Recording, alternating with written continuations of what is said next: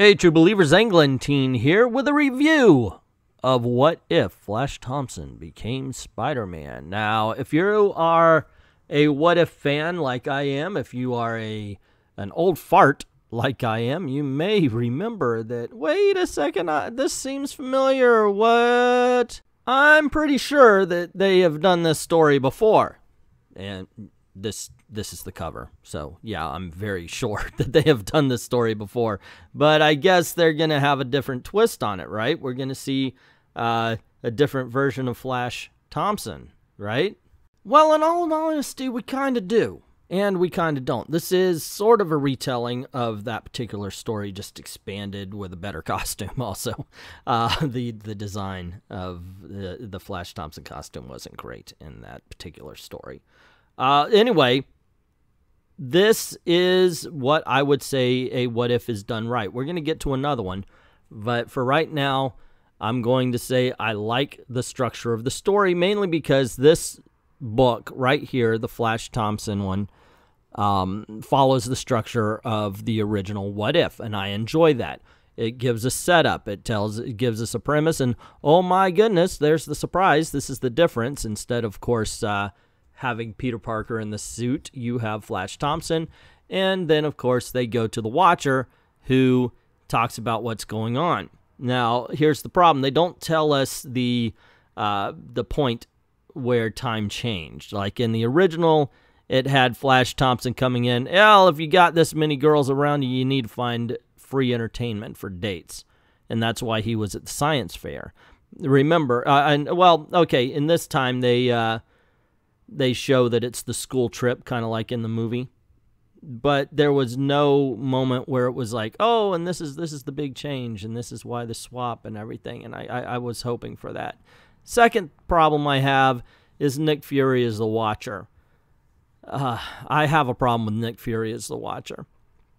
And that's mainly because the Watchers were a race of beings who would watch would watch all of the timelines. Like if you see an Earth, then you're watching that Earth and all of the dimensions of that Earth. And that's just any planet in any world, and I liked that. But if you have Nick Fury as a Watcher, then it's not any kind of, oh my gosh, it's that special race. It's just anybody can do it. Is there a job interview process? But anyway, I digress away from the story here. The story itself is exactly what a what if should be. It tells you, sets up the differences. It tells you, well, without this, you would have had that.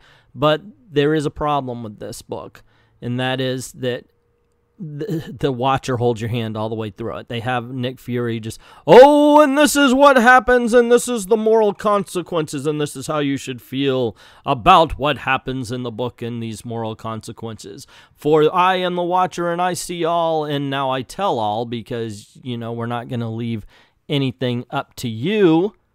And we're not going to let you draw your own conclusions. We're not going to let you feel what you want to feel. We're going to tell you exactly how you should feel through all of this. So seriously, the book holds your hand all the way through. I do like the fact that they make Flash Thompson a hero for hero's sake. He loves to help people.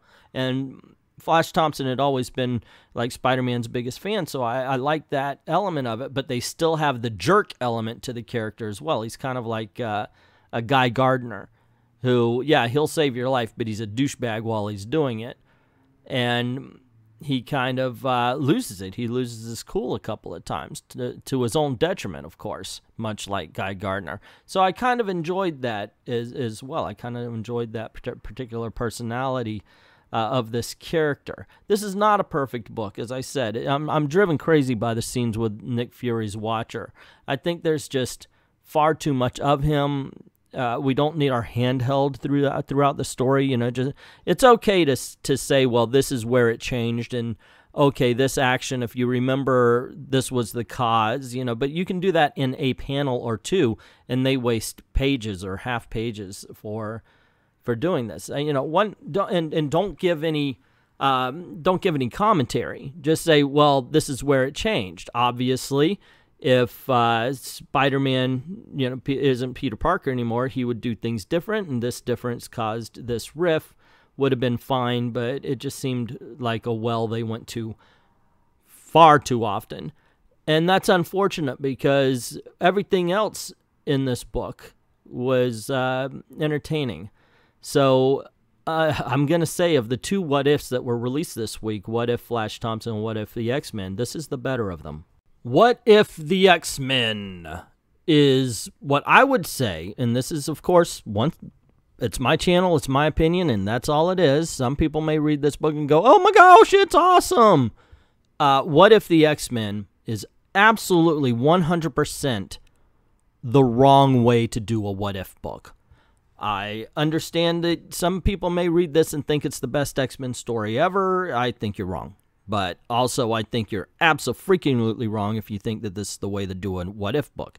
This is X-Men in another dimension. Wait, what? Englentine, isn't that what all what-if books are? No, not at all. And I'll tell you why.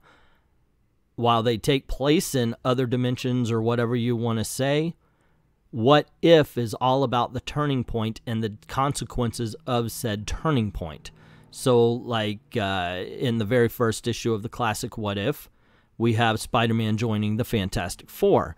In the first issue of Spider-Man, we actually see Peter Parker go to the Baxter Building to join the Fantastic Four, and he's rejected.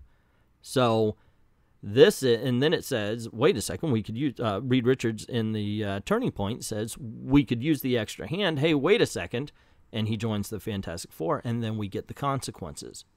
We see where the world had changed, and then we see what would have happened if that change, and absolutely, I think, and that's what makes a what-if book.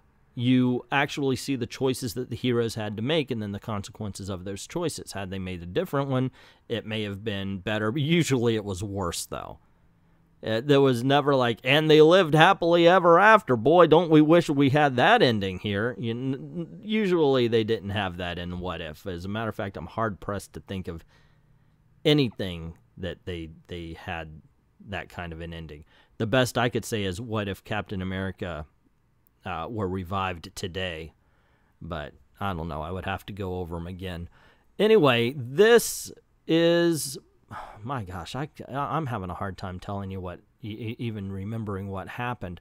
So Charles Xavier goes to Domino and Cable and says he needs their help.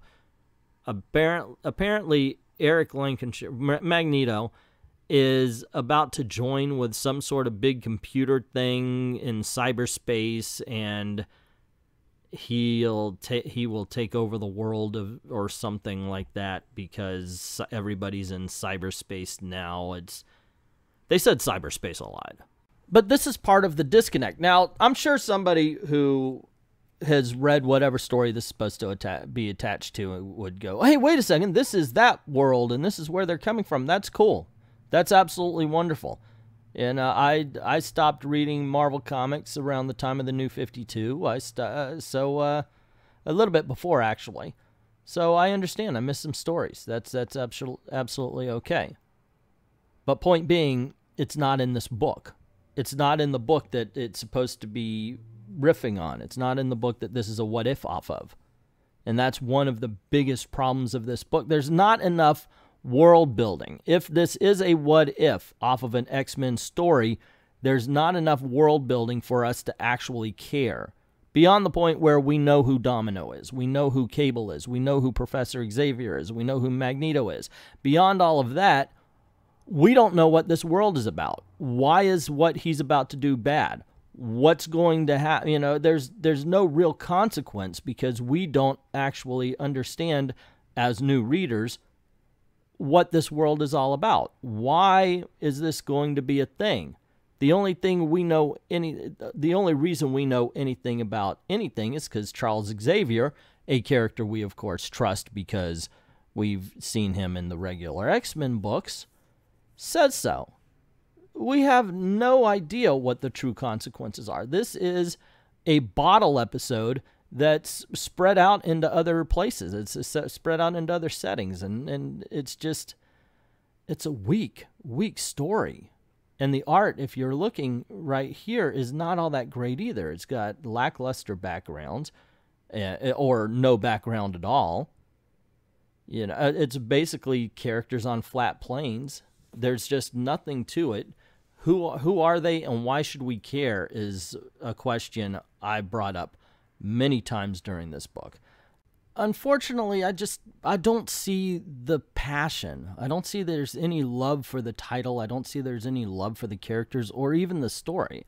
If we've seen movies where we say, oh, well, that actor just took a paycheck or that director just took a paycheck. They didn't really care. And if there is a comic book equivalent of that attitude, I think it's full on display in this particular comic book.